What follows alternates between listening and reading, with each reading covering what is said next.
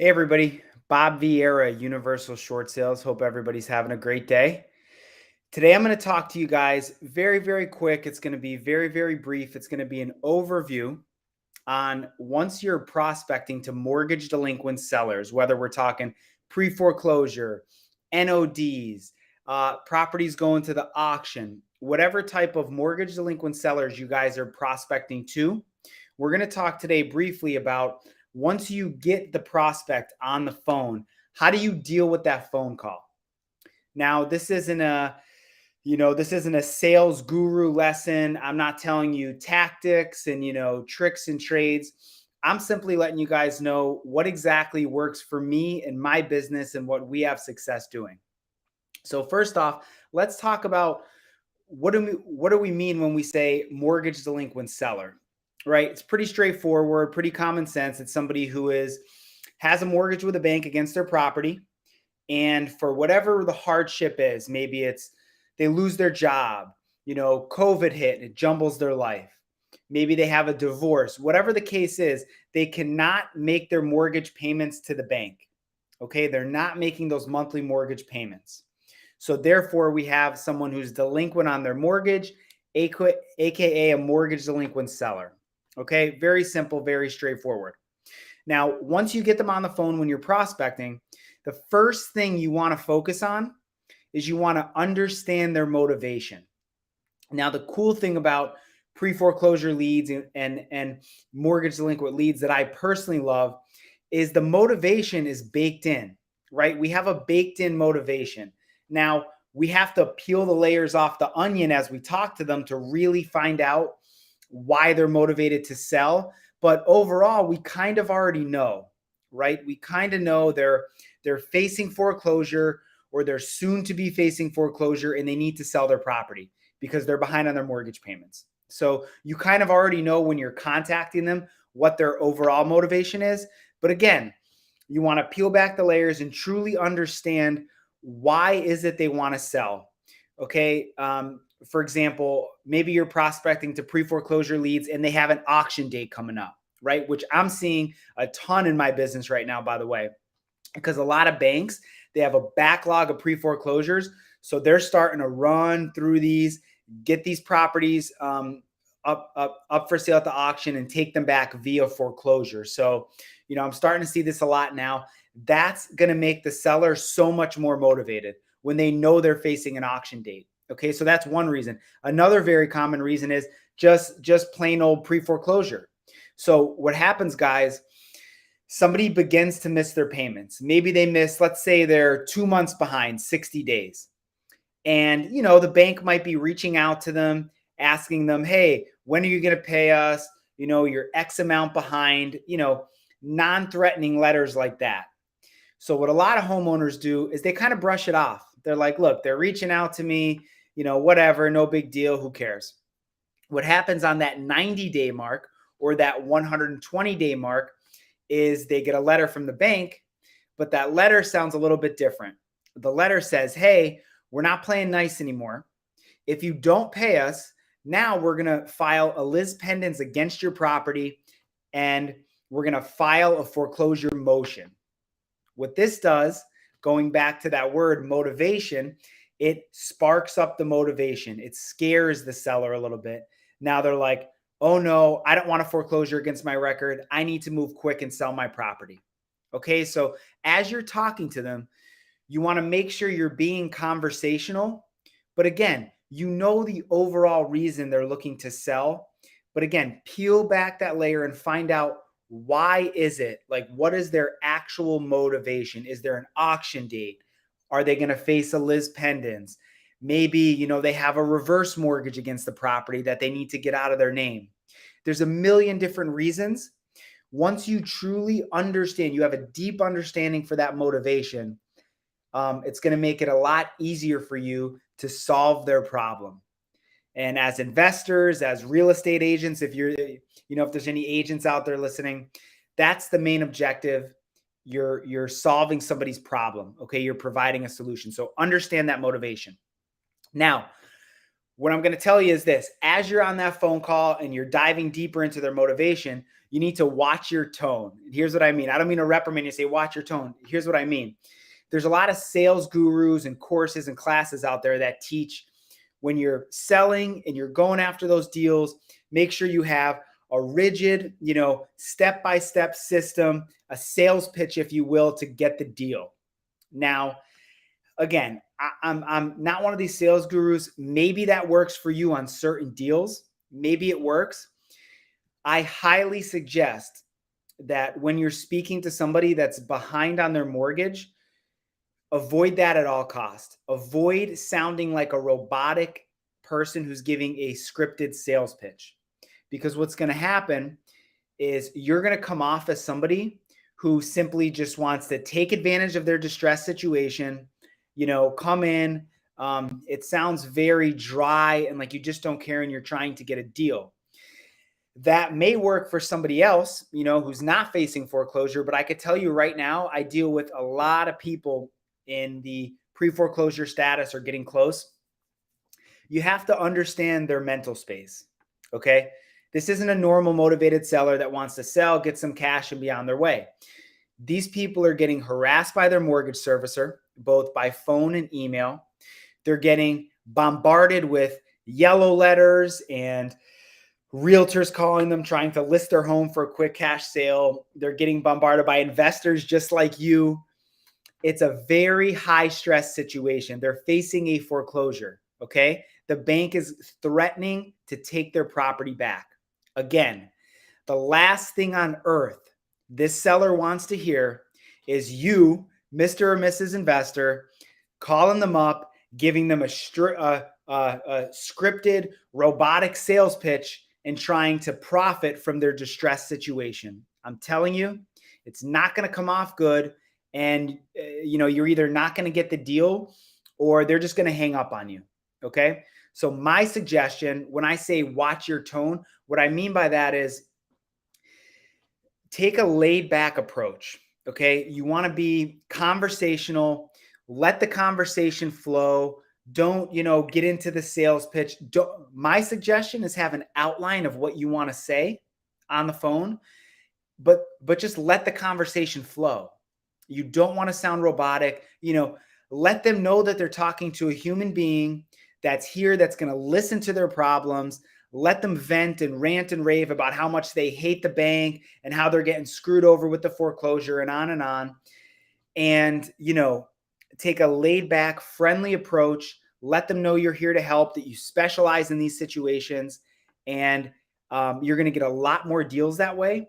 And what I could almost guarantee you is your conversion rate, meaning the people you speak with and actually convert them to business, it's going to go up.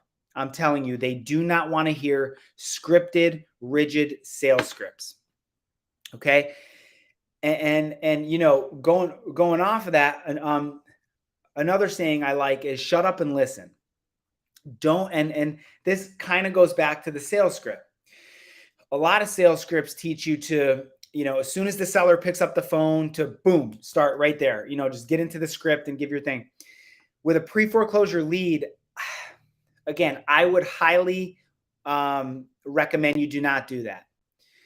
When they pick up the phone, again, you want to be conversational, but most importantly, understand the psychology of the person you're talking to. Going back to what I said before, these people are under very high stress situations. They're going to want to vent to you. They're going to want to vent on how their mortgage servicer is screwing them over, how they could have made their payments, but their boss cut their hours. Whatever the case is, they're going to want to vent. Let them speak. When you're speaking to a mortgage delinquent seller, the best advice I could give you, they should be doing most of the talking. If you find yourself as the investor getting on the phone with them and just blurting everything out like a crazy, insane robotic sales pitch, I'm telling you, you're doing the wrong thing and you're probably going to scare them away. You're going to give them bad vibes.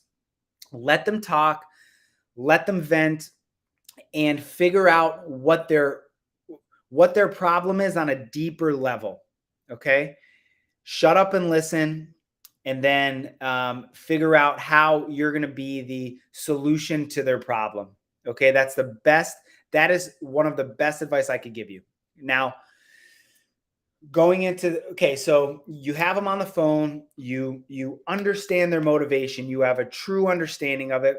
Okay, you're conversational, you're letting it flow, you're shutting up and letting them do most of the talking. Now it's time to understand your exit strategy. When it comes to pre-foreclosure leads, I love them because there's a million different exit strategies and different ways you could help the seller. The big three I'm going to talk to you about, number one is a mortgage modification.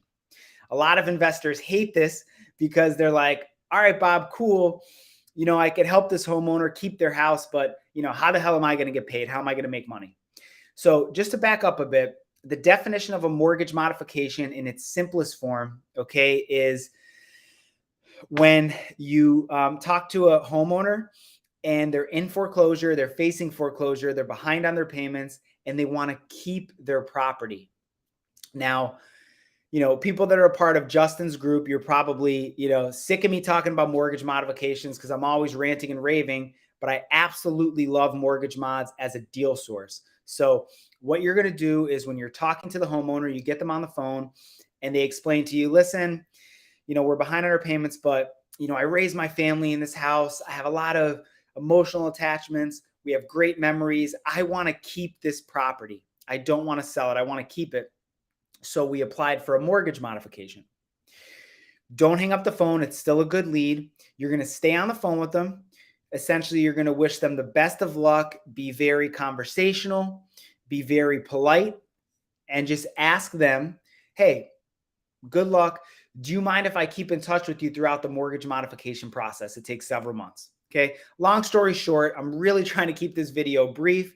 I'm not going to get into how to deal with the mortgage mod, but it is an awesome deal source. You're going to want to follow up with them over time. And if that mortgage modification gets declined, you're going to have a deal on your hands or multiple deals, depending on how many you get. Okay. Big option number two is just a cash sale. This is all of our favorites. Whether you're a flipper, wholesaler, buy and hold investor, this is when you get them on the phone. They're facing foreclosure. They're very, very motivated. And then boom, you make them a cash offer and you're able to close quick on the property and just get the deal done. Okay. Option number three, my personal favorite, is a short sale.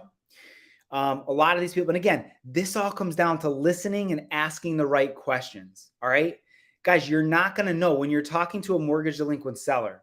There's no way for you to know the best way you could solve their problem as an investor unless you're listening. Let them do the talking. Let them explain, hey, this is my mortgage balance. I owe this to the bank. They're going to foreclose on me on this date. You have to listen and download all of this data that they're telling you. And then after you have that information, then you could decide what's the best exit strategy. Going back to option number three, short sale. This is going to be best if you're talking to the homeowner, they're behind on their payments and they're underwater. So they have no equity, they're stuck in the mud. They have, really they're just, a lot of homeowners don't know about short sales. So, they're probably going to sound defeated, like, what the hell do I do now? And then that's when you come in as an exit strategy and say, hey, I can help you with a short sale. Okay, again, there's many, many more exit strategies once you listen and find out what their problem is. But I'm not going to go through all of them now because I'll have you guys here forever. So, all right, I'm going to end on this. When you're talking to the seller and you're listening and you're being conversational, there's 4 key questions. You're going to want to write this down. So I'm going to go through them slow. There's 4 key questions you need to ask someone who's behind on their mortgage payment. Okay. You need this information to understand how you could help. Number 1, how many months are you behind? Now, a lot of people, especially if they're over a year behind or they're several months behind, they might not have an exact answer, and that's okay. If they tell you they're not sure, just say, hey, no problem. Give me a rough estimate. Okay. How many months do you think you're behind? Give me your best guess. All right. That's the first bit of information you need to understand. Question number 2, once they tell you they're X amount of months behind, okay, Is it an active foreclosure? AKA, did your bank start the foreclosure process on you? Guys, no matter what you plan to do with this property, whether it's a quick cash sale, a flip, a sub two, a lease option, whatever your exit strategy is, you need to understand how much time you have to help them. All right. Once the bank starts the foreclosure process, the clock starts ticking. All right. So, question number 2, you need to find out, is this an active foreclosure? Now, depending on what they tell you, yes or no, is going to depend on what you ask them for question number 3. Assuming the answer is yes, the bank filed foreclosure, they're moving forward. Okay, no problem. Question number 3, what's your sales date? What is your sale date? Excuse me. So you want to find out, did they give you a sale date? And then if so, what is that sale date? Okay, because what happens is the bank files a motion to foreclose. And then as they're going through, the next step is to give a foreclosure sale date to when they're going to take the property back and then auction it off to the highest bidder. You need to know this as an investor. All right. Is it an active foreclosure? If so, what is that sale date? Because again, you need to understand, do you need to get attorney involved? How much time do you have to help them? It's very, very crucial. And then that very important question, number 4, what's the mortgage balance? This is going to be something, again, they might not know what their actual payoff is, but typically they should have an idea. All right. So if they have a payoff for you, awesome, great. You're going to verify it anyway. So it's kind of like whatever, you're trying to get a ballpark. Even if they don't have an exact payoff amount for you, get as close as you could. Tell them, say, if you had to guess, what do you think you owe? And again, this is important because right now, their motivation, right? You understand that they're behind on their mortgage payments, but you still don't know how you could help them. And those 4 key questions, which I'm going to repeat for you again in a second, because I really want you to write them down. They're so important. You need to find out that mortgage balance, because that's going to tell you, okay, let's say you were planning on doing a sub 2. Well, what's their mortgage balance that you're going to be taking over, right? And what do they owe against that? Because you're going to have to come up with that money to make that loan whole if you're doing a sub 2. Maybe you planned on wholesaling the deal, but once they told you their mortgage balance, the property's worth $100,000, they owe 150. Well, now you can't wholesale it because they're underwater, right? You have to find that information out. So again, I'm going to go over those key questions so you can write them down. Number 1, how many months behind are you, or your best estimate? How many months? Number 2, did the bank start the foreclosure process on you? Okay, is it an active foreclosure as we speak? Number 3, if they did they give you a sale date? Did they tell you when they're going to be auctioning the property off? And then number 4, what do you owe? What is your mortgage balance? Or the best estimate you could get. So those are the 4 key questions. Guys, I hope this helped. I love hopping on here. I hope I add a lot of value to your business. Feel free to reach out to me anytime. Most of you guys watching are probably in Justin's group. So reach out to me via Facebook, and we'll talk to you guys soon. Have a great day.